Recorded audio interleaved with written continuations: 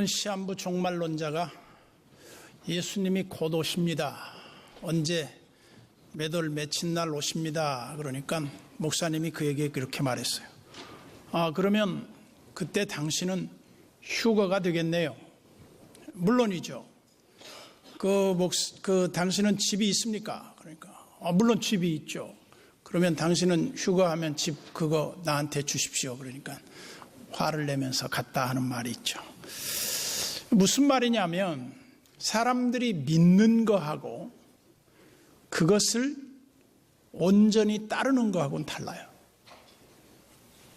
우리가 신앙생활 하면서 우리가 풀 수 없는, 해결할 수 없는 문제가 딱 하나가 있습니다. 그것은 뭐냐면 우리 죄의 문제예요. 우리 구원의 문제인데, 우리가 예수 믿고 구원받는 것은 우리의 의지와 우리의 노력으로 되는 것이 아니라 오직 예수 그리스도의 그 구속의 은혜로 말미암는 것인데, 이것을 성경은 가르쳐서 하나님의 선물이라 그랬어요. 은혜로 주어지는 것이고 선물이지 우리의 노력으로 구원을 이루는 것이 아니라는 겁니다. 오늘이 이제 종교개혁을 맞은 지 약 499년 하루 전날입니다. 내년이 이제 2017년 10월 31일이 종교개혁 500주년을 맞는 그런 기념해이기도 한데, 오늘 우리가 종교개혁의 배경을 보면 성경에서 너무나 빗나가 버렸어요. 성경에서 말하지 않는 것을 사람이 말했어요. 그것이 종교개혁의 배경이 됐죠. 그 가장 큰 잘못은 무엇이었냐면,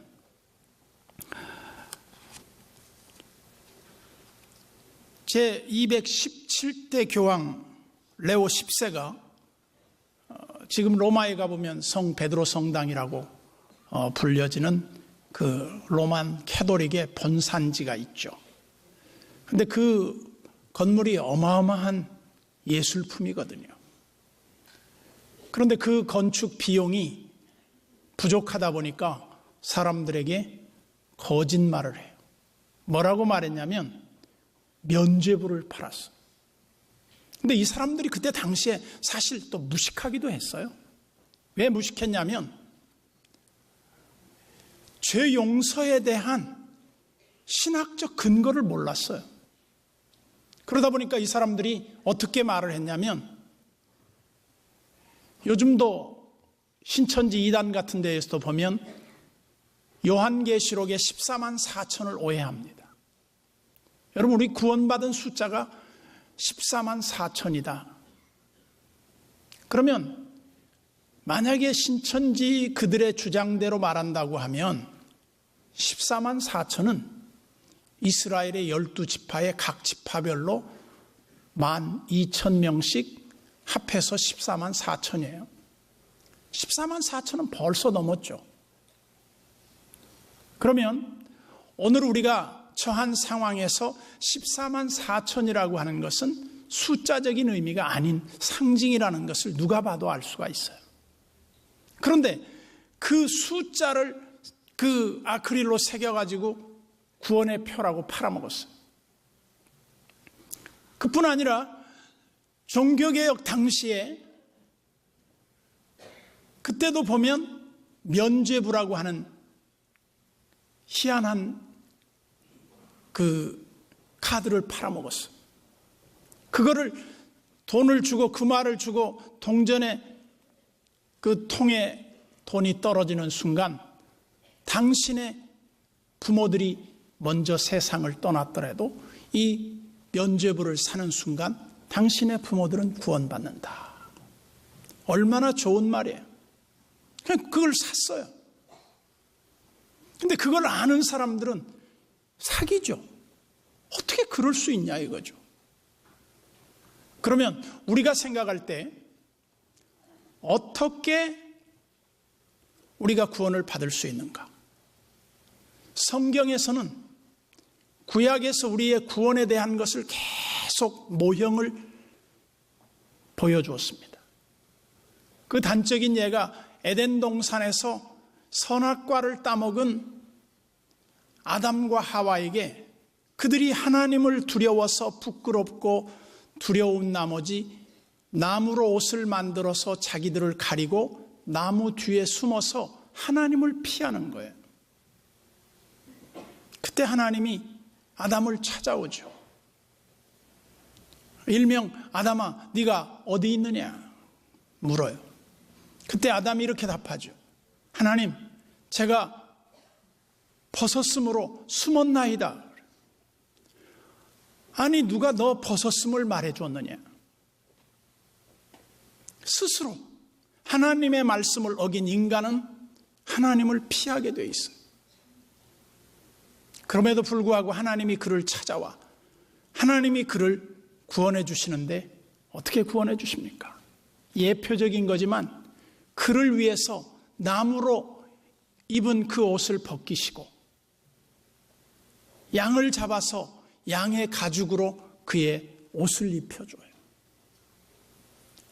오늘 29절에도 보면 같은 맥락에서 이해될 수 있는 말이 나옵니다. 여기 25절을 한번 같이 보실까요? 이 예수를 하나님이 그의 피로써 믿음으로 말미암는 화목제물로 세우셨으니 이는 하나님께서 길이 참으시는 중에 전에 지은 죄를 간과하심으로 자기의 의로우심을 나타내려 하심이니 그랬어요. 전에 지은 죄, 하나님의 말씀을 어기고 하나님을 불순종한 죄에 대한 문제를 하나님이 해결하기 위해서 예수 그리스도를 화목제물로 주셨다. 속죄의 양으로 주셨다는 거예요. 우리의 죄를 속하기 위해서 예수 그리스도가 피 흘리사 우리의 죄를 속량하셨다. 그래서 다윗은 일찍이 이 사죄의 기쁨에 대한 것을 말하면서 이런 말을 했죠. 그 죄의 가리움을 받고 그 허물의 사함을 받는 자는 복이 있도다. 누가 복이 있습니까? 우리가 그 죄의 가리움을 받아요. 예수 그리스도의 그 피 흘리신 보혈로 우리를 정결하게 씻어요. 그리고 예수 그리스도를 통해서 우리의 허물을 다 없는 것으로 여겨줘요. 여러분, 이것은 우리 힘으로 할 수 없는 것들이란 말이죠.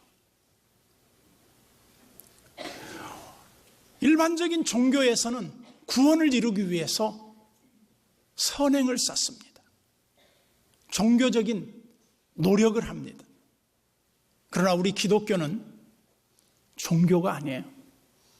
그래서 기독교의 유일성이 있다면 그 구원의 비밀이 어디 있습니까? 예수 그리스도께서 이뤄놓으신 그 구원을 믿는 거예요. 그래서 누구든지 주를 믿는 자는 부끄러움을 당치 아니할 것이며 누구든지 주의 이름을 부르는 자는 구원을 받으리라 그래요. 좀 싱겁죠? 그래서 사람들이 자꾸 뭔가를 갖다 붙이는 거예요. 예를 들면 이스라엘 백성들이 출애굽을 할 때 이스라엘 백성들과 애굽 백성들 간에는 엄격한 구별이 있었습니다. 하나님이 애굽에서 하나님의 능력을 나타내실 때 이스라엘 백성을 구원하시는데 10가지 재앙을 통해서 그 백성을 구원해내십니다. 나일강이 피로 바뀝니다. 모든 애굽에 이가 올라옵니다. 개구리의 재앙이 옵니다. 메뚜기의 재앙이 옵니다. 악창의 재앙이 옵니다. 다 재앙이 왔어요. 그때 마지막 재앙이 맏아들을 죽이는 재앙이었어요. 장자는 다 죽게 돼 있어요. 근데 죽지 않는 방법이 딱 하나 있어요. 그게 뭐냐 하면 모세가 하나님으로부터 받은 말씀인데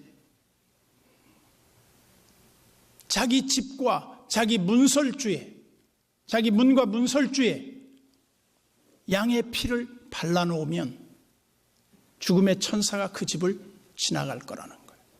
그래서 그게 패스오버예요. 간과하시는 거예요. 지나가 버리는 거예요. 문제 삼지 않는 거예요.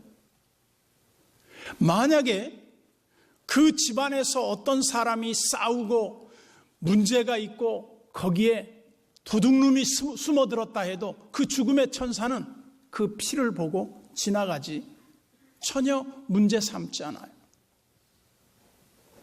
우리의 구원이 이와 같다는 겁니다. 예수 그리스도를 누구든지 믿고 구주로 영접하는 사람에게는 구원이 이르렀어요. 그뿐 아니라 구약의 여러 가지 예를 들어드리면 이스라엘 백성들이 광야에서 죽어갑니다. 하나님의 말씀을 불순종하고 어김으로 말미암아 불뱀에 물려 죽어갈 때, 그때 하나님이 이스라엘 백성들을 살리기 위한 한 방편을 내는데 모세에게 장대에다 구리뱀을 달아서 높이 매달으라는 거예요. 그리고 그것을 바라보는 사람은 살 것이라는 거죠. 여러분, 이론적으로 그게 이해가 됩니까? 아니, 무슨 수술을 하고 째서 독을 빼고 약을 바르고 붕대로 감고 해서 이 불뱀에서 그 독에서 그를 해독시켜야 하는데 그거 바라보면 산다고? 말이 안 되지 않습니까? 근데 그것은 바라보는 행위보다도 더 중요한 게 뭐예요? 믿음이에요, 믿음. 그것을 믿느냐 하는 거예요. 하나님께서 우리에게 하신 약속의 말씀을 믿느냐? 믿으면 바라봐요. 믿지 않으면 바라볼 수 없어요. 그래서 성경은 우리에게 계속 이 믿음을 강조해요. 믿는 자는 부끄러움을 당치 아니할 뿐만 아니라 믿는 자는 누구든지 멸망치 않고 영생을 얻게 될 것이다. 주의 이름을 부르는 자는 구원을 받는다. 갈빈주의의 교리의 핵심은 바울신학입니다. 바울신학의 교리가 무엇입니까?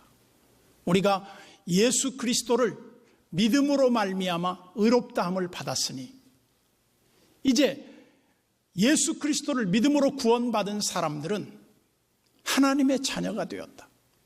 하나님의 자녀들은 어떻게 살아야 되는가? 하나님의 자녀답게 살아야 된다. 빛의 옷을 입고 낮에와 같이 단정히 행하며 죄에 끌려다니지 않아야 된다. 이것이 그리스도인의 정체성 아닙니까? 그런데 죄를 밥 먹듯이 범하면서 난 구원받았어 그래. 하나님의 은혜를 무의로 돌리는, 헛되이 여기는 어리석은 행위가 아니겠습니까?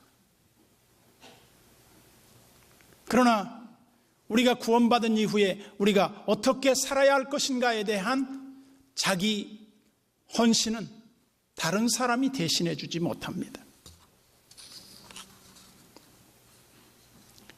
우리는 이스라엘 백성들이 유월절을 지키는 예를 참고해 볼 필요가 있습니다. 유월절이 되면 유대인들은 자기 집안에 있는 모든 누룩을 제거해요.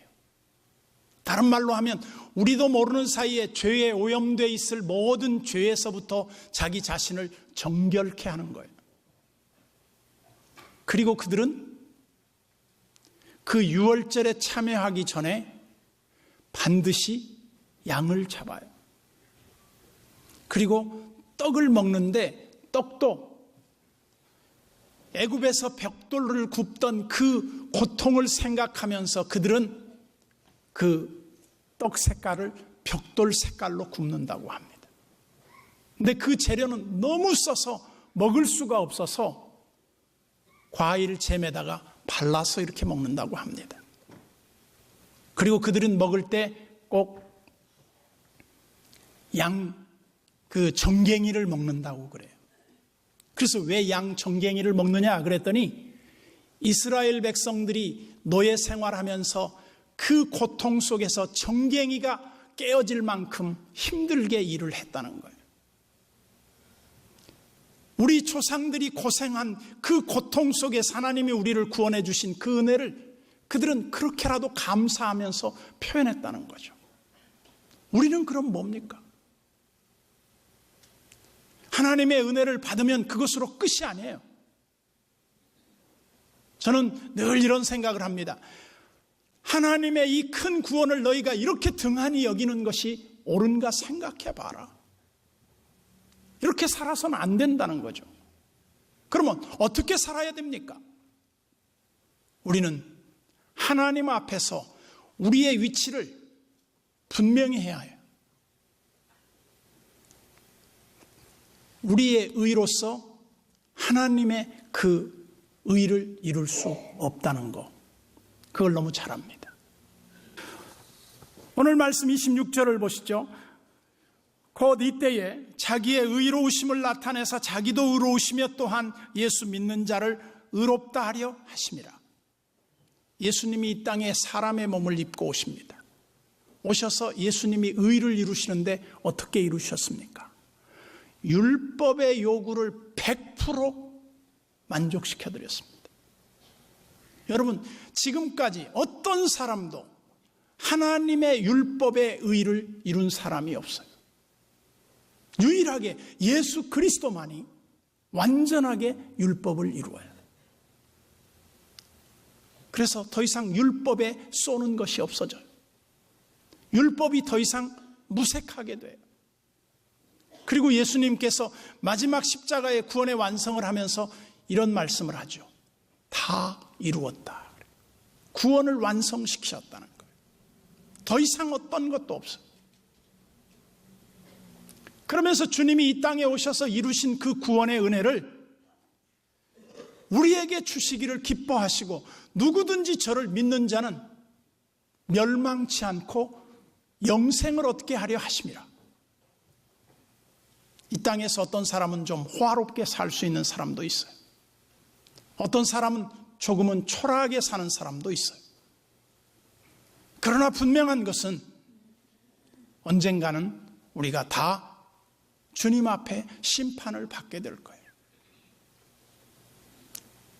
그런데 주의 이름을 부르고 주님을 믿는 사람들에게는 영생의 은혜를 누릴 수 있도록 천국에 들어가요.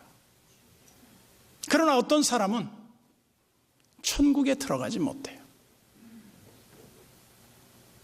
아마 천국에 갔을 때 기현상이 벌어질 거라는 거예요.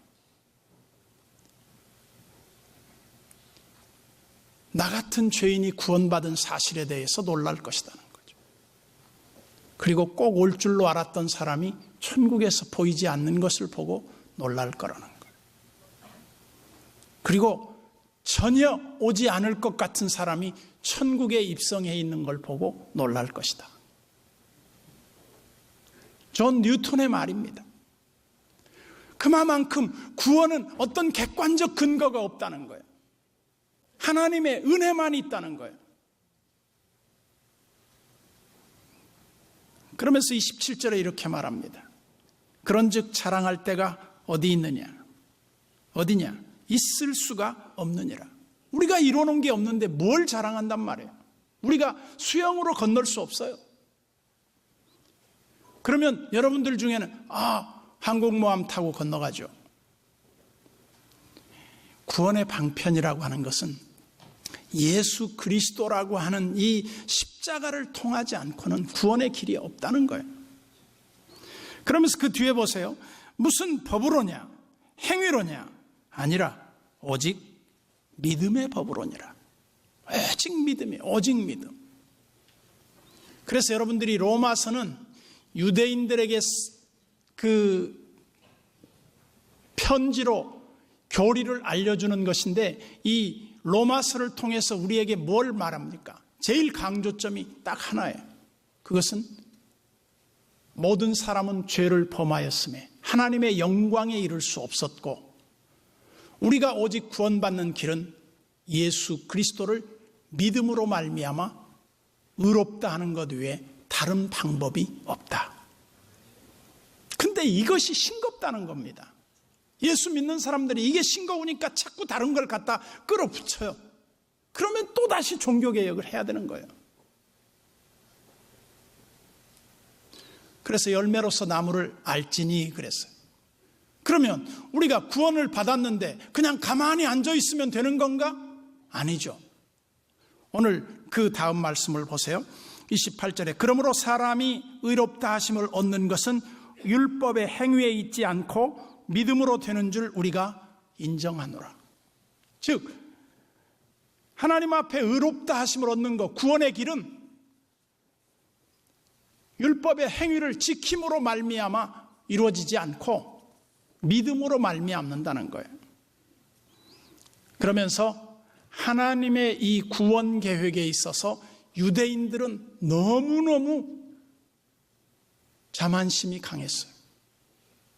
자기네들은 선민이며 자기네들만 구원의 전유물이 자기네들 것이며 하나님은 자기들의 하나님이지 이방인의 하나님은 아니라고 여겼어요. 그런데 사도 바울은 이제 뒤에 나오겠습니다만 모든 열방과 민족이 아브라함을 통해서 복을 받을 것이다 그랬어요.